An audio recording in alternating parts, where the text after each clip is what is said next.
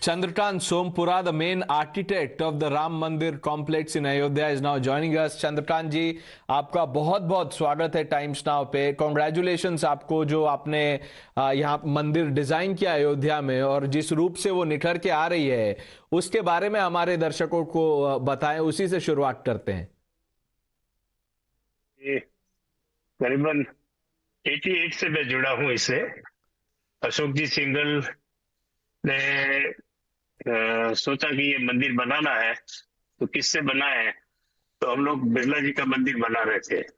बिरला जी के साथ उनके कोई संबंध थे, तो उन्होंने बिरला जी को रिक्वेस्ट किया कि भाई आप कोई अच्छे शिल्पकार जो मंदिर बना सके ऐसे हमको दीजिए। तो उन्होंने हमारा नाम सजेस्ट किया और अशोक जी ने मुझे अयोध्या ले गए। अयोध्या ले जाके आगे भी इस जगह पे बनाना है। मैंने तब देखा कि वहां तो कोई स्ट्रक्चर खड़ा था, तो इसमें कैसे करेंगे? बोले हम लोग तो नहीं आ पाएंगे अंदर, और आप जाइए इसको अपने तरह से देख लीजिए। तो मेजरमेंट करने के लिए तो मना थी, कोई तो करने दे नहीं रहा था। मैंने अपने पैर से जब नाप लिया कि भाई 1 2 3 4 ऐसे करके, और बाहर आके ऐसे ही नाप करके पैर से नाप जो लिया था उतना नाप बाहर करके इसका लंबा चौड़ाई का माप लेके एक नक्शा बनाया। नक्शा बना के बाद में मंदिर का प्लान इस जगह के हिसाब से 3 प्लान बनाए। तो 3 प्लान में से एक प्लान ट्रस्ट ने मंजूर किया कि ऐसे करना है, इसके ऊपर आप आगे बढ़िए। तब से हम लोग जुड़े हुए हैं इनसे। जी चंद्रकांत जी, ये जो आपने कहानी अभी सुनाई, बहुत ज्यादा लोगों को इसके बारे में पता नहीं है कि कैसे आप अशोक सिंघल जी के साथ वहां गए थे और आपको वहां पे अंदर जाने की अनुमति नहीं थी, परमिशन नहीं दिया गया, और आपने उसको अपने पैरों से उसकी नाप ली और जैसा आप कह रहे हैं उसके बाद उसका उसका प्लान बनाया। नहीं, पहले तो वहां कुछ ले जाने का ही मना था। टेप तो कोई ले जाने ही नहीं दे रहा था, और सब जो बाहर रखवा देते थे, जो भी जेब में चीज थी वो, तो नापने के लिए मुझे पैर से ही नापना पड़ा और कोई चारा नहीं था। क्योंकि मुझे मालूम तो पड़ना चाहिए कि 100 बाय 100 की जगह है या 150 बाय 200 की जगह है, उसके हिसाब से ही मैं प्लान बना सकता हूँ। और दूसरे प्लान तो कोई था नहीं, ना तो किसी गवर्नमेंट ने दिया था, ना विश्व हिंदू परिषद ने दिया था। तो मैंने अपने हिसाब से नाप करके वो प्लान बनाया था। तो मुझे बहुत थोड़ा टाइम लगा था उसमें काम करने में। चंद्रकांत जी, आपने ये भी कहा है कि उस समय वहां पे सिक्योरिटी इतनी प्रेजेंट थी कि आपको अपना वेश बदलना पड़ा था और आप एक भक्त के रूप में वहां गए थे। तो उसके बारे में हमारे दर्शकों को बताइए। कि पहली बात तो ये है कि मंदिर तो हमने कई बना दिए, 300 400 मंदिर बना दिए, मगर ये मंदिर की भावना इसलिए बड़ी अलग है कि राम जन्मभूमि है। किसी भी भगवान का या आदमी का जन्म 6 बाय 3 खटिया में होता है। वो खटिया के जगह के हिसाब से अगर वो जगह मिलती है तो राम मंदिर बनना चाहिए, नहीं तो नहीं बनना चाहिए। ऐसी विश्व हिंदू परिषद की भावना थी, भाई ये जगह मिले तो हम लोग करेंगे, नहीं तो नहीं करेंगे। तो एक बड़ी चीज है कि भाई वो जगह कितने भी संघर्ष के बाद में मिली और इस पे मंदिर बना, ये सबसे महत्व की बात है। और मेरे लिए तो ये गर्व की बात है कि मेरे दादाजी ने सोमनाथ मंदिर बनाया और हमने ये राम मंदिर बना रहे हैं और ये विश्व प्रसिद्ध हो रहा है, तो हमको खूब आनंद हो रहा है।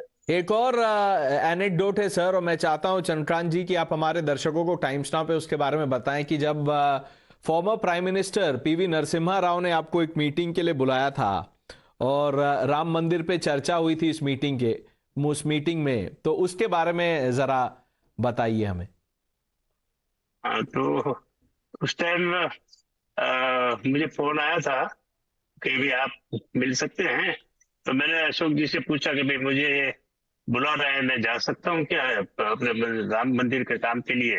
क्योंकि मुझे जो बातचीत कर रहे थे वो अशोक जी कर रहे थे। तो उन्होंने कहा कोई बात नहीं, आप देख तो लीजिए क्या वो कह रहे हैं।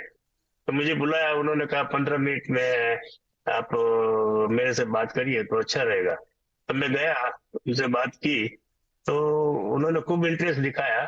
और मेरे ख्याल से 1.5 से 1.5 घंटा मेरे साथ बैठे और वो कहे कि भाई कैसे करे सोमपुरा जी, इसका कुछ रास्ता निकालिए। तो क्योंकि भाई जैसे मथुरा में जैसे है, कृष्ण जो भूमि अपने मतलब अलग है और मंदिर आपने अलग बनाया, ऐसे यहाँ इसको ढांचे को ऐसे रहने देके एक मंदिर इससे 10-20 फुट 50 फुट जितने भी आपको ठीक लगे एक दूर यही आपका प्लाट बन जाए और आप बना दीजिए, तो कैसा रहेगा? मैंने कहा मुझे तो कोई दिक्कत नहीं है। तो उन्होंने कहा एक मॉडल बनवा दीजिए। इसका एक लकड़ी का मॉडल बनाया, तो उनको भेजा गया, तो उन्होंने कहा भाई ऐसे करो तो ज्यादा अच्छा है। मगर विश्व हिंदू परिषद ने कहा कि भाई हम 6x3 की खटिया में जो अगर जगह नहीं मिलती है ना, हम कहीं भी मंदिर बनाते हैं तो फिर विश्व में कहीं भी बनाए, 10 फुट दूर या 100 फुट दूर या अमेरिका में बनाए, जी। हमारे लिए तो राम मंदिर ही कहलाएगा, जन्मभूमि मंदिर नहीं कहलाएगा। तो उन्होंने कहा कि भाई ठीक है, तो वो जो चाहते थे कि आप उस उस टाइम वो जगह से एक कहीं चली थी और बात, बनाएं। मगर ये कुछ इसका कुछ सॉल्यूशन नहीं निकला। जी, चंद्रकांत जी, आप अशोक सिंघल जी के बारे में बात कर रहे थे। काफी लंबा एसोसिएशन आपका रहा उनके साथ। और जो राम जन्मभूमि आंदोलन से लेके अब तक जब मंदिर बन के कंप्लीट हो गई है और प्राण प्रतिष्ठा होने वाली है 22 जनवरी को, कुछ और यादें कहानियां अगर आप हमें बताना चाहें, हमारे दर्शकों से शेयर करना चाहें। नहीं, अशोक जी के साथ तो मेरी यादें बहुत हैं। अशोक जी भी मुझे बहुत अच्छी तरह से वो कहते थे कि जो भी कर रहा है अशोक जी आप ही को ही करना है। और उनका ऐसा संबंध था, वो मतलब इतने बड़े आदमी होते हुए मुझे एयरपोर्ट लेने आना छोड़ना, मेरे साथ अयोध्या आना, सब कुछ वही करते थे, कभी भी अकेला नहीं गया, हमेशा मेरे साथ रहे वो। और मुझे यही कहते थे कि मुझे आपको आपके बिना ये काम नहीं करवाना है। मैंने कहा साहब मैं आपकी पता नहीं ये कब तक बनेगा, क्या होगा, हम लोग जिंदा रहेंगे नहीं रहेंगे। बोले नहीं नहीं सोमपुरा जी आपको ही करना है, आप ही करेंगे। तो ये 30-32 के 35 साल के बाद में जो काम करने की अवसर मिला और अभी आज प्रतिष्ठा का दिन आया, तो सबको याद करके वो तो खूब वैसे वो होता है कि भाई ये लोग देखने को रहे नहीं, मगर उनका जहां जी। भी आत्मा होगा वो देख के खुश होंगे कि नहीं ये बना तो अच्छा बना और हम लोग खुश है। जी, चंद्रकांत जी, क्या उस बीच में जो आप ये 30-35 साल का जो वक्त गुजर गया और जब से आप पहली बार इस चीज से जुड़े, तो क्या आपको कभी किसी भी राजनीतिक दबाव का, पॉलिटिकल प्रेशर का को फेस करना पड़ा? कहीं कुछ ऐसा मोड़ आया जहां आपको लगा कि ये कुछ ज्यादा ही हो रहा है? नहीं नहीं, मेरे पास तो कोई ऐसा फोन वोन भी नहीं आया कि भाई आपको राजनीति की, मुझे कोई मालूम भी नहीं है कि राजनीति क्या है, और हम लोग राजनीति में पढ़ते भी नहीं है। और राजनीति होता है ऐसा कोई काम करते भी नहीं, और मेरे ख्याल से कोई दबाव आज तक आया भी नहीं। जी, चंद्रकांत जी, कभी आपको लगा इस लंबे जर्नी में, इस सफर में कि अब इसमें काफी विलंब हो रहा है, बहुत डिले हो गया है? और कभी आपने ऐसे जो एक कहते हैं कि आस छोड़ दी कि अब मंदिर का जो सपना है वो सपना ही रह जाएगा? देखिए शुरुआत में 30 साल पहले जब जुड़े तब लगा था कि ये मंदिर बनेगा बनेगा। फिर बाद में जब पत्थर पत्थर का काम शुरू हुआ तो लगा कि भाई होगा। फिर बाद में ऐसा लगा कि भाई ये बिल्कुल बीच में 8-10 साल ऐसे गए कि भाई ये मंदिर बनना नहीं बनेगा पता नहीं, एकदम काम भी करा बंद हो गया। 2-4-5 कारीगर काम कर रहे थे कि भाई चलो काम चालू है इसे दिखाने के लिए, ताकि मंदिर बनेगा या नहीं बनेगा पता नहीं था।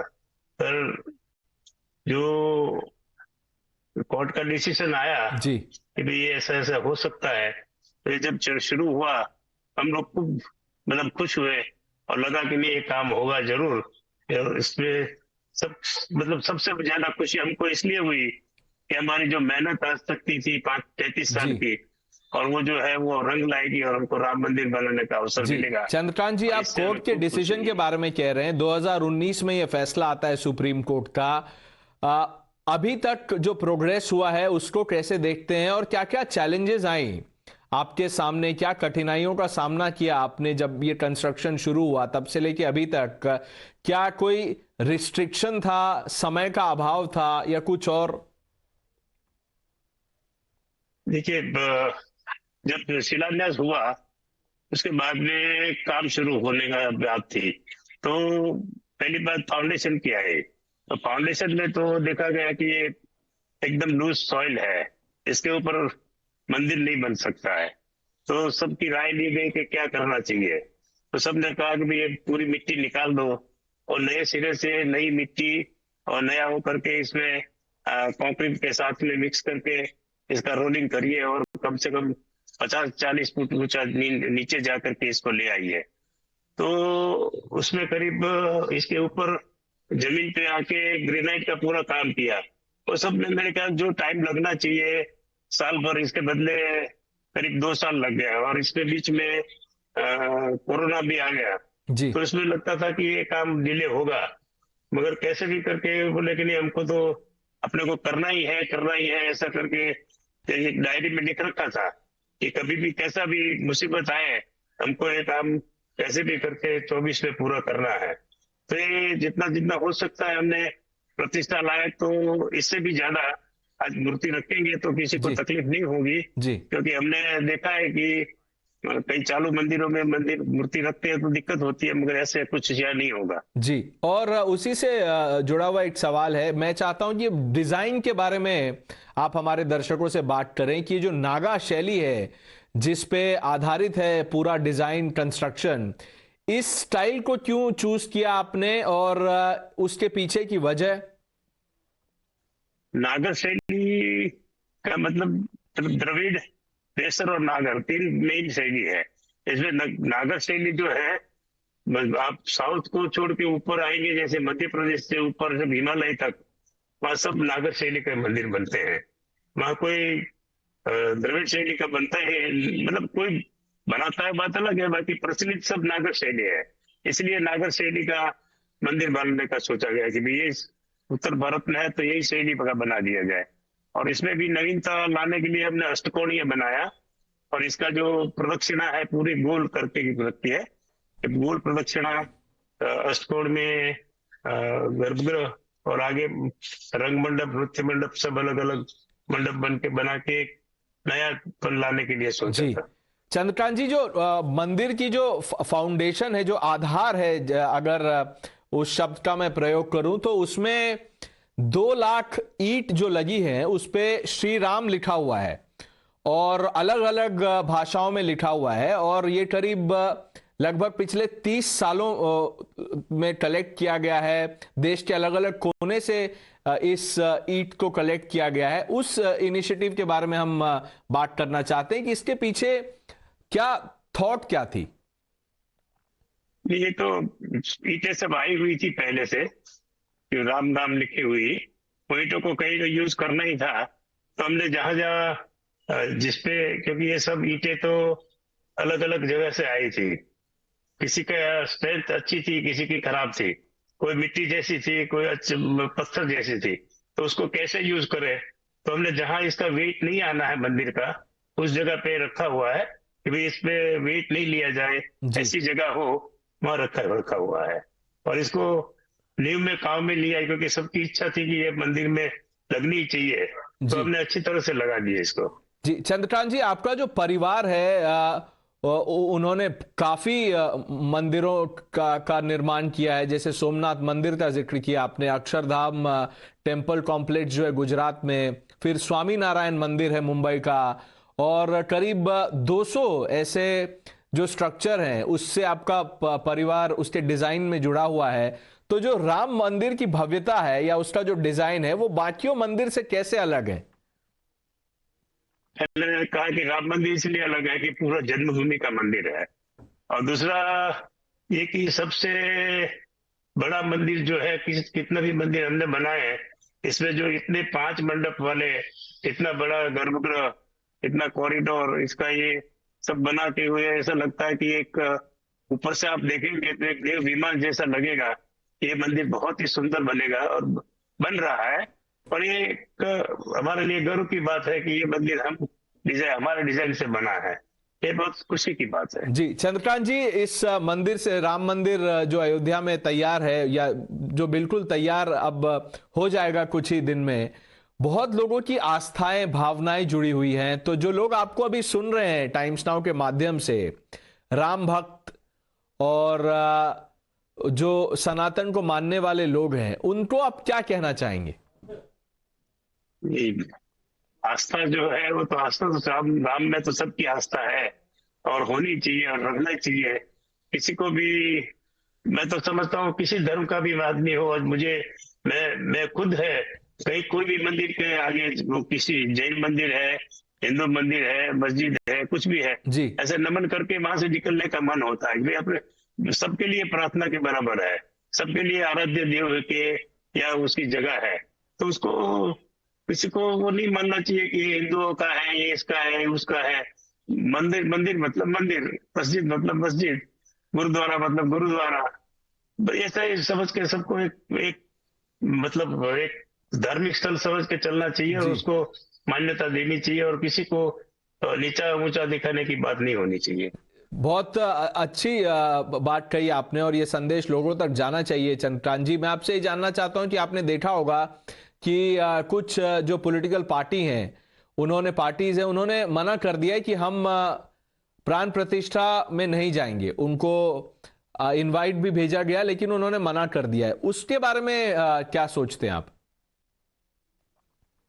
देखिए, उनके मन में भी है कि आराध्य देव तो हमारे नाम है, मगर एक है कि मुझे इसका मतलब एक पॉलिटिकल पार्टी के हिसाब से, या कोई भी मोदी जी ने ये किया है ऐसा मान के करते हैं तो बात का वो अलग बात है। बाकी मोदी जी ने किया है ऐसी कोई बात नहीं है, मोदी जी तो अलग ही है। पूरी राम मतलब समिति ने बनाया है, जी, विश्व हिंदू परिषद इनका करता हरता है। तो लोकतंत्र जी के जो बदल रखे हैं, वो भी समझिए आप एक ट्रस्ट बोर्ड में ही है, कोई गवर्नमेंट के आदमी नहीं है, सब यही बनाया है। मगर उद्घाटन के लिए उनको बुलाया तो ये कोई उनका मंदिर नहीं हो जाता है, या उन्होंने कहा है कि ये मंदिर बनना चाहिए, ऐसी बात भी नहीं है। और ट्रस्ट ने अगर मुझे बुलाते हैं तो मुझे जाना चाहिए, एक हिंदू की तरह से, तो वो आ रहे हैं। इसमें कोई वो बात नहीं है, गलत बात नहीं है, और आना ही चाहिए। और उनको भी आना चाहिए, विरोध पार्टियों को भी आना चाहिए। ये सबका मंदिर है, भगवान ये सबके है। सबका मंदिर है, और ये बहुत ही अच्छा संदेश आपने दिया। देखते हैं कि ये जो संदेश आप दे रहे हैं, वो जो अभी तक विरोध कर रहे हैं मंदिर का, या जिन्होंने जाने से मना कर दिया, उन तक पहुंचता है, वो कैसे इस पे रेस्पॉन्ड करते हैं। अंतिम में चंद्रकांत जी, जाते जाते मैं आपसे जानना चाहता हूं, जनवरी 22 तारीख को जब प्राण प्रतिष्ठा होगी, उसको आप कैसे देखते हैं, और क्या कहना चाहेंगे लोगों से? कि अपेक्षा तो मतलब सब ये कहे कि भाई नहीं, ये मंदिर अच्छा बना है, और बनाने वालों को प्रशंसा मिले, और हम लोगों को ऐसा लगे कि भाई नहीं, हमने किया है, वो अच्छी चीज है, इसकी सराहना हो। ये हमारे लिए तो यही अच्छी बात है। बाकी सब मंदिर बनाते हैं, इसमें मंदिर मैंने कहा अनूठा है, तो सबको एक भावना होनी चाहिए कि नहीं, अच्छी चीज बनी है, और सब कहते हैं कि भी अच्छा है, वो देख के हमको आनंद मिलता है। और उद्घाटन के बाद सब कहेंगे कि नहीं भी अच्छी चीज बनी है, तो हमारे लिए एक गर्व की बात है। अभी तो सराहना सराहना आनी शुरू हो गई है। जो लोग देख रहे हैं, जो एटलीस्ट तस्वीरों में देख रहे हैं चंद्रकांत जी, उनको भी डिजाइन बहुत अच्छा लग रहा है। और आई एम श्योर जब लोग वहां जाएंगे, जैसे प्रधानमंत्री ने बोला कि जब एक बार प्राण प्रतिष्ठा हो जाए और जब फिर राम भक्त वहां जाएं, तो वो जब वो देखेंगे इस भव्य मंदिर को, तो जरूर इसकी प्रशंसा करेंगे। टाइम्स नाउ से बात करने के लिए आपका बहुत बहुत धन्यवाद चंद्रकांत सोमपुरा जी, प्रणाम।